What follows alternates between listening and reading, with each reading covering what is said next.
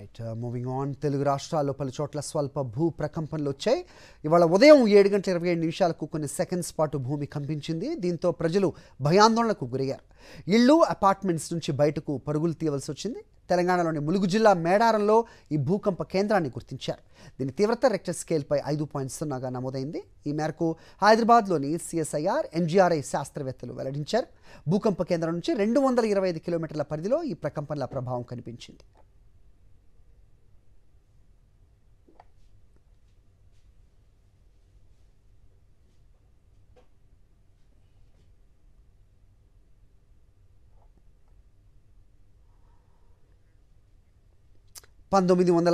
తర్వాత 5.0 తీవ్రతతో తెలుగు రాష్ట్రాల్లో భూకంపం రావటం ఇది తొలిసారి అని భూగర్భ సముద్ర అధ్యయన శాస్త్రవేత్త KSR మూర్తి అన్నారు. ములుగు కేంద్రంగా భూభాగానికి 40 అడుగుల లోతులో ఈ భూ ప్రకంపనలు సంభవించాయని వెల్లడించారు. ప్రజలంతా కూడా ఈ భూకంపాల పట్ల అవగాహన కలిగి ఉండాలని ఆయన వెల్లడించారు. తెలుగు రాష్ట్రాల్లో భారీ తీవ్రతతో భూకంపాలు సంభవించే అవకాశాలు తక్కువగా ఉన్నాయి అంటున్న శాస్త్రవేత్త KCR మూర్తితో మా ప్రతినిధి అనిల్ మాట్లాడారు. తెలుగు రాష్ట్రాల్లో భూకంపం ప్రజలను ఆందోళనకు గురి చేస్తున్నటువంటి పరిస్థితి. అర్ధ శతాబ్దం తర్వాత అతిపెద్ద భూకంపంగా భూగర్భ అధ్యయన శాస్త్రవేత్తలు పరిగణిస్తున్నారు. ప్రస్తుతం ఇదే అంశానికి సంబంధించి మనతో మాట్లాడడానికి NIO రిటైర్డ్ సైంటిస్ట్ KSR మూర్తి గారు ఉన్నారు. మాట్లాడదాం.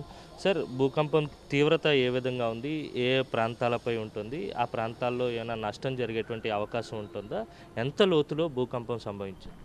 అంటే మీరు అడుగుతుంది ఈరోజు భూకంపమే కనుక అయితే అది ములుగు దగ్గర వచ్చింది. దాని ఎపి సెంటర్ ములుగు దగ్గర ఉంది. హైపో సెంటర్ అంటే భూమి లోపల ఎంత లోతులో ఉందంటే 40 కిలోమీటర్ల లోతులో ఉంది. 5.3 మ్యాగ్నిట్యూడ్లో ఈ భూకంపం వచ్చింది. కానీ ఇది భూకంపం తీవ్రత ఎక్కువైనా లోతు ఎక్కువ మూలన దాని ఎఫెక్ట్ ఎక్కువ, అంత తీవ్రత కాదు. కానీ దాని ప్రకంపనలు మాత్రం తెలంగాణ ఏరియాలోనూ ఈవెన్ ఆంధ్రాలో కూడా కొన్ని ఏరియాల్లో కూడా కొన్ని సెకండ్ల పాటు మనకి ఎఫెక్ట్ అయింది. అంటే ఏపీలో అంటే ఉమ్మడి ఆంధ్రప్రదేశ్లో భూకంపాలు రావడం అరుదుగా జరుగుతుంటుంది. అసలు ఎందుకు భూకంపం వచ్చింది, కారణం ఏంటంటే ఏమంటారు? అంటే తెలుగు రాష్ట్రాలనేది కాదు. ఇక్కడ మనం ఏంటంటే భూకంపాల వైజ్ ఏంటంటే మనకి కొన్ని జోన్స్ కింద డివైడ్ చేసాం. బాగా విపరీతమైన తీవ్రమైన భూకంపాలు వచ్చే ఏరియాలు, ఓమోస్తరుగా భూకంపాలు వచ్చే ఏరియాలు, భూకంపాలు చాలా తక్కువ వచ్చే ఏరియాలు. మనం సౌత్ ఇండియన్ షీల్డ్ అంటే తమిళనాడు, కర్ణాటక, మన ఆంధ్రప్రదేశ్ని జనరల్గా భూకంపాలు తక్కువ వచ్చే ఏరియా కింద అంటాం. హిమాలయాలు కానీ, అండమాన్ నికోబార్ కానీ, పసిఫిక్ కానీ, జపాన్ కానీ ఇటువంటి వాటితో కంపేర్ చేస్తే అక్కడ విపరీతమైన భూకంపాలు, సునామీలు వస్తాయి.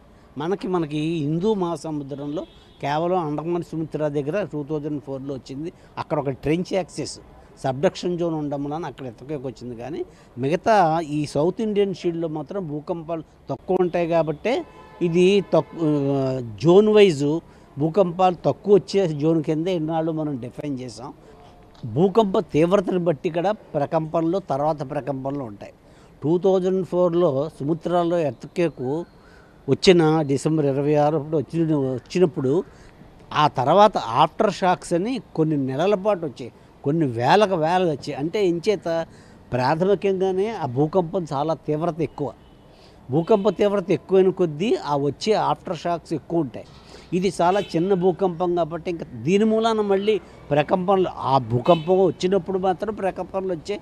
ఆంధ్రాలో ఫీల్ అయ్యారు, తెలంగాణలో ఫీల్ అయ్యారు. కానీ ఆ తర్వాత మళ్ళీ అనడానికి ఛాన్స్ లేదు. భూకంపాలకి ఏంటంటే అండి, తీవ్రతను బట్టి మనం జాగ్రత్తలు తీసుకోవాలి.